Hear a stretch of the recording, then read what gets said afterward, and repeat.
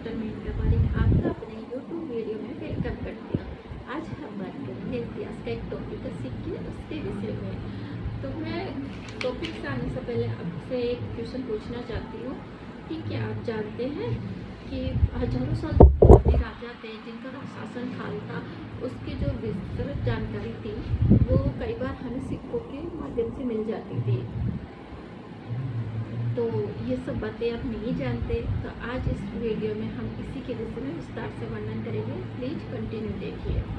साथ में आपके लिए एक क्वेश्चन है, यदि किसी कारणवश किसी राजा के अन्य स्रोत हमें नहीं मिलते हैं, अन्य अभिलेख नहीं मिलते हैं, सिर्फ सिक्के ही मिलते हैं, तो क्या उस राजा के शासनकाल की सारी जानकारी हमें सिक्के के माध्यम से मिल जाती है? अपना आंसर कमेंट बॉक्स में दीजिएगा प्लीज। अब हम बात करते हैं सिक्कों के बारे में। सिक्के इतिहास का महत्वपूर्ण स्रोत है। अब आप सोचोगे कि ठीक है, हम जानते हैं महत्वपूर्ण स्रोत है, तो क्यों है?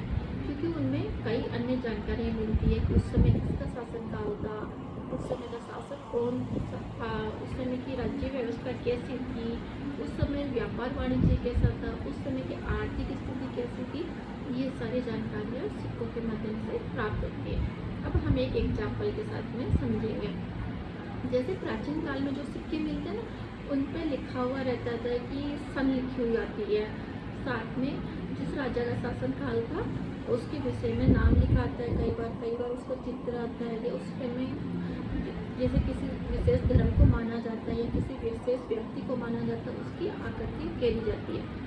और इन सभी जानकारियों को इतिहासकार अध्ययन करके हमें बताते हैं कि उस समय राजा कौन था, उसके शासनकाल कब से कब तक चला, उसकी आर्थिक स्थिति कैसी थी, व्यापार वाणिज्य कैसा था, और उस समय सांस्कृतिक कला कैसी थी, उस समय धर्म कौन सा था, समाज की आर्थिक स्थिति कैसी थी। ये सारी जानकारी सिक्कों के माध्यम से मिल जाती है। पर यह भी सत्य है कि हर अभिलेख की, हर स्रोत की अपनी एक सीमाएँ होती है। इसी प्रकार सिक्कों की भी अपनी एक सीमाएँ होती है। कई बार क्या होता है, सिक्कों पर जो जानकारी लिखी हुई होती है वो अस्पष्ट दिखाई देती है, जिसके पीछे होता है कि सिक्के बहुत पुराने हो गए हैं, उन पर जो लिखा हुआ है वो धुंधला हो गया या मिट गया है। या कई बार किसी शासक के सिक्के नहीं मिलते हैं, जिसके पीछे अन्य कारण हो सकता है कि हो सकता है उस शासक ने सिक्के नहीं निकाले हो सकता है आक्रमणकारों ने लूट के ले गए हो। फिर कई बार ऐसा होता है कि घटना की जानकारी पूरी नहीं लिखी हुई होती है, शॉर्ट में लिखते हैं, तो हमें पूरी जानकारी सिक्कों से प्राप्त नहीं हो सकती। इसी कारण इतिहासकार सिक्कों के साथ में अन्य अभिलेखों का भी अध्ययन करते हैं। आज का टॉपिक हम यहीं पे ख़त्म करते हैं, मिलते हैं नए टॉपिक के साथ नए वीडियो में। Okay, thank you so much everyone कि आपने मेरा वीडियो देखा।